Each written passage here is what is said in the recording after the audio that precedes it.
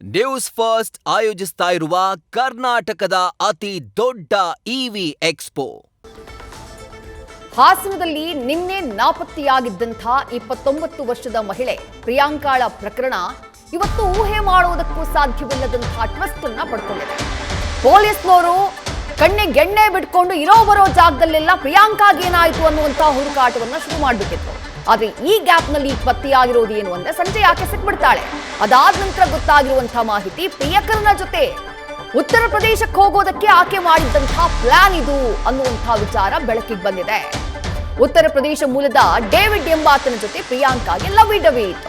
ಕುಣಿಗಲ್ನ ಫ್ಯಾಕ್ಟರಿಯಲ್ಲಿ ಈ David manager ಆಗಿದ್ದ. ಅಲ್ಲೇ ಕೆಲಸ ಮಾಡ್ತಾ ಮಾಡ್ತಾ ಡೇವಿಡ್ ಜೊತೆಗೆ ಪ್ರಿಯಾಂಕಾಗೆ ಪ್ರೀತಿ ಹುಟ್ಟಿತ್ತು. ಆ ನಂತರ ಎಲ್ಲರ ದಿಕ್ಕು ತಪ್ಪಿಸೋಕೆ ಈ ಖತರ್ನಾಕ್ಗಳು ಪ್ಲಾನ್ ಮಾಡ್ತಾರೆ.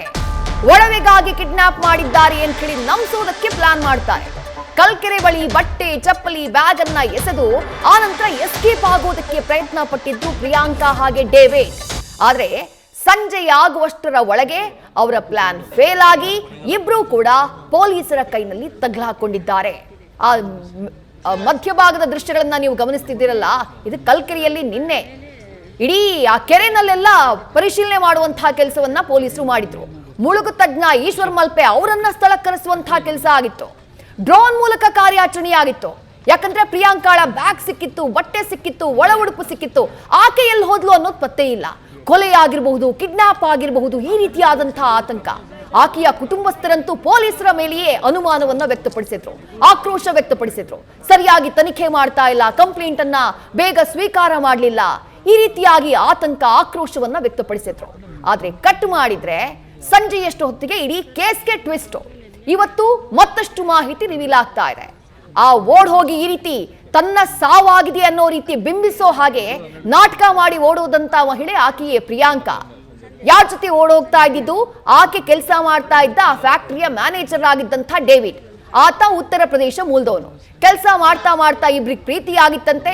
ಹಾಗಾಗಿ ಗಂಡ ಮಕ್ಕಳನ್ನ ಎಲ್ಲರನ್ನ ಬಿಟ್ಟು ಈ ರೀತಿ ನಾಟಕ ಮಾಡಿ ಇಂಥದ್ದೊಂದು ಗೇಮ್ ಅನ್ನ ಸೆಟ್ ಮಾಡಿ, ಇಂಥದ್ದೊಂದು ಡ್ರಾಮಾನ ಸೆಟ್ ಮಾಡಿ ತಾವಿಬ್ರು ಆರಾಮಾಗಿ ಓಡ್ ಹೋಗ್ಬಿಡಬಹುದು ಅಂತ ಪ್ಲಾನ್ ಹಾಕೊಂಡಿದ್ರು ಇಬ್ರು.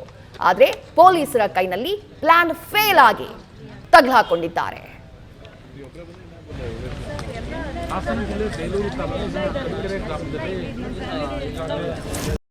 ಅವರು ಏನ್ ಆರೋಪ ಮಾಡಿದರೆ ಅದು ಬೇರೆ ಕತೆ ಇದೆ. ಅದರ ಮೇಲೆ ಎನ್ಕ್ವೈರಿ ಆಗುತ್ತೆ, ಅದು ನಾನು ಡಿನೈ ಮಾಡ್ತಾ ಇಲ್ಲ. ಬಟ್ ಯಾವಾಗ ನಮ್ ಗಮನಕ್ಕೆ ಬಂದಿದೆ ಈ ಮ್ಯಾಟರ್, ನಾವು ತುಂಬಾ ಸೀರಿಯಸ್ ಆಗಿ ಇದು ತಗೊಂಡಿದೀವಿ. ಮತ್ತೆ ವಿದಿನ್ 10 to 12 hours ನಾವು ಪತ್ತೆ ಕೂಡ ಮಾಡಿದೀವಿ. ನಾನು ನಿನ್ನೆನೂ ಹೇಳಿದ್ದೀನಿ ಎಲ್ಲರಿಗೂ ದಟ್ ನಾವು ಎಲ್ಲ ಆಂಗಲ್ಸ್ ನೋಡ್ತಾ ಇದೀವಿ, ನಾವು ಎಲ್ಲ ಆಂಗಲ್ಸ್ ನೋಡಿದೀವಿ. ಅದಕ್ಕೆ ನಮ್ಮ ಟೀಮ್ ತುಂಬಾ ಚೆನ್ನಾಗಿ ಕೆಲಸ ಮಾಡಿದ್ದಾರೆ. ಅವರಿಗೆ ವಿದಿನ್ 12 hours ಅವರಿಗೆ ರಿಕವರ್ ಮಾಡಿದ್ದಾರೆ, ಎಲ್ಲ ಆಂಗಲ್ಸ್ ಅನಲೈಸ್ ಮಾಡ್ಕೊಂಡು. ನಾವು ಆಕ್ಚುಲಿ ಕಾಲ್ ಡೀಟೇಲ್ ಅನಲೈಸ್ ಮಾಡಿದೀವಿ. ಕಾಲ್ ಡೀಟೇಲ್ ಅನಲೈಸ್ ಮಾಡ್ಕೊಂಡು ನಮ್ಗೆ ಒಂದು ಸಸ್ಪಿಷನ್ ಬಂತು. ಆ ಸಸ್ಪಿಷನ್ ಮೇಲೆ ನಾವು ಆಲ್ರೆಡಿ ಹೇಳಿದೀನಿ, ನಾವು ಎಲ್ಲ ಆಂಗಲ್ಸ್ ಎಕ್ಸ್ಪ್ಲೋರ್ ಮಾಡಿದೀವಿ. ಸೊ ಈ ಆಂಗಲ್ ಕೂಡ ನಾವು ಕಾಲ್ ಡೀಟೇಲ್ ಅನಲೈಸ್ ಮಾಡ್ಕೊಂಡು ಎಕ್ಸ್ಪ್ಲೋರ್ ಮಾಡಿದೀವಿ. ಅದರಲ್ಲಿ ನಾವು ಒಂದು ಟೀಮ್ ಕಳ್ಸಿದೀವಿ. ಆ ಟೀಮ್ಗೆ ಅವರು ಲೊಕೇಶನ್ ನೋಡ್ಕೊಂಡು ಅವರು ಸಿಕ್ಕಿದ್ದಾರೆ. ಅವರು ಪ್ರೈಮರಿ ಮಾಹಿತಿ ಪ್ರಕಾರ ಜೊತೆಗೆ ಕೆಲಸ ಮಾಡ್ತಾ ಇದ್ರು. ಹೌದು, ನಮ್ಮ ಜಿಲ್ಲಾ ಪೊಲೀಸ್ ಮಾಡಿದ್ದಾರೆ, ಇದು ಎಲ್ಲಾ ಪತ್ತೆ ಅವರೇ ಮಾಡಿದ್ದಾರೆ. ಹೇಳಿದೀನಿ, ನಮ್ಮ 2 ಜನ ಅಡಿಷನಲ್ SP ಶ್ರೀನಿಧಿ ಮತ್ತೆ ತಮಯ್ಯ, ಮತ್ತೆ ನಮ್ಮ DSP ಹಾಸನ್ ಗಂಗಾಧರಪ್ಪ ಅವರೇ ಲೀಡ್ ತಗೊಂಡು ಎಲ್ಲ ಅನಲೈಸ್ ಮಾಡ್ಕೊಂಡು ಚೆನ್ನಾಗಿ ಕೆಲಸ ಮಾಡಿದ್ದಾರೆ. ಆಕ್ಚುಲಿ ಅಟೆನ್ಷನ್ ಡೈವರ್ಟ್ ಮಾಡ್ಲಿಕ್ಕೆ ಪ್ಲಾನ್ ಇತ್ತು, ಬೇರೆ ಸಂಸಾರ ಮಾಡ್ಲಿಕ್ಕೆ ಅವರದು ಆಕ್ಚುಲಿ ಮೇಜರ್ ಪ್ಲಾನ್ ಇತ್ತು. ಬಟ್ ಇನ್ನೂ ಡೀಟೇಲ್ ಸ್ಟೇಟ್ಮೆಂಟ್ ನಡೀತಾ ಇದೆ, ತನಿಖಾ ಆಗ್ತಾ ಇದೆ. ಸೊ ಅದು ಸ್ಟಿಲ್ ಆನ್ ಗೋಯಿಂಗ್, ಅದು ನಾವು ವಿಚಾರ ಮಾಡ್ತಾ ಇದೀವಿ ಅವರಿಗೆ. ಅದು ನಾನು ಹೇಳಕ್ ಆಗಲ್ಲ, ನನ್ಗೆ ಗೊತ್ತಿಲ್ಲ whether they knew it or not. But same ಹೇಳಕ್ ಆಗಲ್ಲ ಅದರ ಬಗ್ಗೆ ನನ್ಗೆ.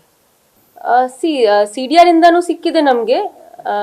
ಬಟ್ ಅಗೇನ್ ಪ್ರೈಮರಿ ಮಾಹಿತಿ ಪ್ರಕಾರ ಇನ್ನೊಂದು ಫೋನ್ ಇತ್ತು, ಅದು ನಮ್ಗೆ ಡಿಸ್ಕಷನ್ ಮಾಡ್ಬೇಕು, ನಾವು ಏನ್ ಮಾಡ್ಬೋದು. ಆಸ್ ಆಫ್ ನಾವು ಅವರದು ಸುರಕ್ಷತೆ ನಮ್ಮ ಪ್ರೈಮರಿ ರೆಸ್ಪಾನ್ಸಿಬಿಲಿಟಿ ಇತ್ತು. ಸೊ ಆಸ್ ಆಫ್ ನಾವು ಅದರ ಮೇಲೆ ಫೋಕಸ್ ಮಾಡಿದೀವಿ. ಈಗ ಅವರದು ಸ್ಟೇಟ್ಮೆಂಟ್ ಮಾಡಬೇಕು, ಮೆಡಿಕಲ್ ಮಾಡಬೇಕು, ಅದಾದ ನಂತರ ವಿ ವಿಲ್ ಡಿಸೈಡ್. ಬಟ್ ಆ ಫೋನ್ ನಮ್ಗೆ ಇನ್ನು ಆಸ್ ಆಫ್ ನಾವು ನಮ್ಗೆ ಸಿಕ್ಕಿಲ್ಲ. ಸೊ ಅದ್ರ ಮೇಲೆ ಕನ್ಫರ್ಮ್ ಆಗಿ ಹೇಳಕ್ ಆಗಲ್ಲ ನಮ್ಗೆ. ಬೇಸಿಕಲಿ ಪ್ರಾಬ್ಲಮ್ ಏನಿದೆ, ಅವರು ಹೆಣ್ಮಗಳು ಇದ್ದಾರೆ, ಓಕೆ. ಮತ್ತೆ ಈಗ ಏನ್ ಮಾಡಿದಾರೆ ಆಲ್ರೆಡಿ ಮಾಡಿದ್ದಾರೆ, ತುಂಬಾ ಕ್ಯಾರೆಕ್ಟರ್ ಅಸಾಸಿನೇಷನ್ ಆಲ್ರೆಡಿ ಆಗಿದೆ. ಆಯ್ತು, ನಾನು ಸ್ಟಾರ್ಟ್ ಇಂದ ಹೇಳ್ತೀನಿ ಹೇಗೆ ಕೇಸ್ ರಿಜಿಸ್ಟರ್ ಆಗಿತ್ತು, ಸ್ವಲ್ಪ ಕಾಲ್ ಡೀಟೇಲ್ಸ್ ಬಗ್ಗೆ, ಮತ್ತೆ ಬಟ್ಟೆ ಎಲ್ಲಿ ನಮ್ಗೆ ಸಿಕ್ಕಿತ್ತು.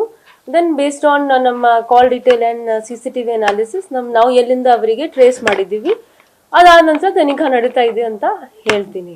ಮತ್ತಷ್ಟು ಡೀಟೇಲ್ಸ್ ನಮ್ಮ ಪ್ರತಿನಿಧಿ ಕಿರಣ್ ನೀಡ್ತಾ ಹೋಗ್ತಾರೆ. ಕಿರಣ್, ಎಲ್ಲರನ್ನ, ಪೊಲೀಸರನ್ನ, ಕುಟುಂಬಸ್ಥರನ್ನ, ಜನರನ್ನ ಬಹಳ ಸುಲಭವಾಗಿ ಮೂರ್ಖರನ್ನಾಗಿ ಮಾಡಿ ತಾವು ನೆಮ್ಮದಿಯಾಗಿ ಉತ್ತರ ಪ್ರದೇಶಕ್ಕೆ ಹೋಗಿ ಜೀವನ ಮಾಡಬಹುದು ಅಂತ ಅನ್ಕೊಂಡಿದ್ರು. ಆದ್ರೆ ಸಂಜೆ ಆಗುವಷ್ಟರಲ್ಲಿ ಪೊಲೀಸರು ಇವ್ರ ನಾಟಕನ ಬಟಾ ಬಯಲು ಮಾಡಿದ್ದಾರೆ. ಈಗೇನ್ ಹೇಳ್ತಾರೆ ಮನೆಯವರು? ಹೆಚ್ಚಿನ ಡೀಟೇಲ್ಸ್ ಏನ್ ಸಿಗ್ತಾ ಇದೆ ಕಿರಣ್? ವಿದ್ಯಾ, ಏನು ನಿಗೂಢ ರೀತಿಯಲ್ಲಿ ಮಹಿಳೆ ನಾಪತ್ತೆ ಆದ ಪ್ರಕರಣಕ್ಕೆ ಒಂದ್ ರೀತಿ ಬಿಗ್ ಫಿಶ್ ಸಿಕ್ಕಿದೆ ಅಂತಾನೆ ಹೇಳ್ಬೋದು. ಈ ಮಹಿಳೆ ತನ್ನ ಅಕ್ರಮ ಸಂಬಂಧಕ್ಕೆ ಇಷ್ಟೆಲ್ಲ ಪ್ಲಾನ್ ಮಾಡಿಯಾಳೆ ಅನ್ನೋದು ಬಟಾ ಬಯಲಾಗಿರುವಂತದ್ದು. ಒಂದ್ ರೀತಿ ಈ ಕಾರ್ಯಾಚರಣೆ 10 ಗಂಟೆಯಲ್ಲಿ ಕಾರ್ಯಾಚರಣೆ ಮುಗಿದಿದೆ ಅಂತ ಹೇಳ್ಬೋದು. ಸಾಕಷ್ಟು ಪೊಲೀಸರಿಗೆ, ಜಿಲ್ಲಾ ಪೊಲೀಸ್ ಅಧಿಕಾರಿಗಳಿಗೆ ಸಾಕಷ್ಟು ತಲೆನೋವಾಗಿ ಈ ಪ್ರಕರಣ ಬಯಲಿ ಬಂದಿತ್ತು. ಅಂದ್ರೆ ಏನು ಅಂದ್ರೆ ಒಂದ್ ರೀತಿ ಅಲ್ಲಿ ಈ ಮಹಿಳೆ ಏನ್ ಪ್ರಿಯಾಂಕಾ ಇದ್ದಾಳೆ, ಒಂದ್ ರೀತಿ ಯಾವ ರೀತಿ ಒಂದ್ ಸೀನ್ ನ ಕ್ರಿಯೇಟ್ ಮಾಡಿದ್ಲು ಅಂದ್ರೆ ಸಿನಿಮಾ ರೀತಿಯಲ್ಲಿ, ಮತ್ತೆ ಯಾವ್ದೋ ಡ್ರಾಮಾನೋ ಇಲ್ಲ ನಾಟಕದಲ್ಲಿ ಯಾವೆಲ್ಲ ರೀತಿ ಅಂದ್ರೆ ಸೀನ್ಗಳನ್ನ ಕ್ರಿಯೇಟ್ ಮಾಡಿ ಅದೇ ರೀತಿ ಇವಳು ಮಾಡಿದ್ಲು ಅಂತ ಹೇಳ್ಬೋದು. ಯಾಕೆ ಅಂದ್ರೆ ಅಲ್ಲಿ ಏನು ಹಾಸನ ನಗರದ ಹೊರವಲಯದಲ್ಲಿ ಏನು ಕಲ್ಕೆರೆ ಗ್ರಾಮ ಇದೆ, ಅಲ್ಲಿ ಕಲ್ಕೆರೆ ಕೆರೆ ಇದೆ. ಆ ಭಾಗದಲ್ಲಿ ಒಂದೊಂದ್ ಕಡೆ ಅಂದ್ರೆ ಹಾಸನ ನಗರಕ್ಕೆ ಸಂಬಂಧಪಟ್ಟಂತ ಜಾಗದಲ್ಲಿ ಒಂದು ಬಟ್ಟೆ ಸಿಕ್ಕಿದ್ರೆ ಇನ್ನೊಂದು ಒಳ ಉಡುಪು ಬೇರೆ ಕಡೆ ಸಿಕ್ಕಿತ್ತು, ವ್ಯಾನಿಟಿ ಬ್ಯಾಗ್ ಕೂಡ ಬೇರೆ ಕಡೆ ಇತ್ತು, ಮತ್ತೆ ಮೊಬೈಲ್ ಕೂಡ. ಅಂದ್ರೆ ಟವರ್ ಲೊಕೇಶನ್ ಕೂಡ ಬೇರೆ ಬೇರೆ ಆಗಿ, ಅಂದ್ರೆ ಈಕೆ ಕಿಡ್ನಾಪ್ ಆಗಿದ್ದಾಳೆ ಅಥವಾ ಈಕೆಗೆ ಯಾರೋ ಬಂದು ಅಂದ್ರೆ ಕೊಲೆ ಮಾಡಿದ್ದಾರೆ, ಇಲ್ಲ ಅತ್ಯಾಚಾರ ಮಾಡಿ ಬೇರೆ ಕಡೆ ಆಕೆನ ತೆಗೆದುಕೊಂಡು ಹೋಗಿರೋ ಅನ್ನೋ ರೀತಿಯಲ್ಲಿ ಸೀನ್ ಕ್ರಿಯೇಟ್ ಮಾಡಿದ್ಲು. ತದನಂತರ ಏನು ಆಕೆ ಇಷ್ಟಪಡ್ತಾ ಇದ್ಲು ಡೇವಿಡ್ ಅನ್ನೋನ್ಗೆ, ಆತನು ಕೂಡ ಬೈಕ್ ನಲ್ಲಿ ಬೇಲೂರು ಬಂದಿರ್ತಾನೆ. ಬೇಲೂರು ಬಂದು ಇಬ್ರು ಕೂಡ ಒಟ್ಟಿಗೆ ಕುಣಿಗಲ್ ಕಡೆ ಅಂದ್ರೆ ಹೋಗಿರ್ತಾರೆ, ಬೈಕಲ್ಲೇ ಹೋಗಿರ್ತಾರೆ. ಪ್ರತಿ ಒಂದು ಏನು ಇವೆಲ್ಲ ಸೀನ್ ಕ್ರಿಯೇಟ್ ಮಾಡಿದ್ರು, ಆಗ ಪೊಲೀಸರಿಗೆ ಸಾಕಷ್ಟು ಅನುಮಾನಗಳು. ಒಂದ್ ಕಡೆ ಏನ್ ಕೊಲೆ ಆಗಿದಾರ ಅನ್ನೋದು ಗೊತ್ತಾಗ್ತಾ ಇಲ್ಲ, ಇನ್ನೊಂದ್ ಕಡೆ ಆಕೆ ನಾಪತ್ತೆ ಆಗಿದ್ದಾಳೆ, ಎಲ್ಲಿ ಹೋಗಿದಾರೆ. ಹೋಗಿದ್ರು ಕೂಡ ಈ ಸುತ್ತಮುತ್ತಲು ಬಟ್ಟೆ ಸೇರಿದಂತೆ, ಒಳ ಉಪ್ಪು ಸೇರಿದಂತೆ ಕೆಲವು ವಸ್ತುಗಳು ಮಾತ್ರ, ಆಕೆಗೆ ಸಂಬಂಧಪಟ್ಟ ವಸ್ತುಗಳು ಮಾತ್ರ ಸಿಕ್ಕಿದೆ. ಆಕೆ ಮೃತದೇಹದಾಗ್ಲಿ ಇನ್ನೊಂದಾಗ್ಲಿ ಯಾವುದೇ ರೀತಿ ಕುರುಹು ಸುತ್ತಮುತ್ತಲಿದ್ದಿಲ್ಲ.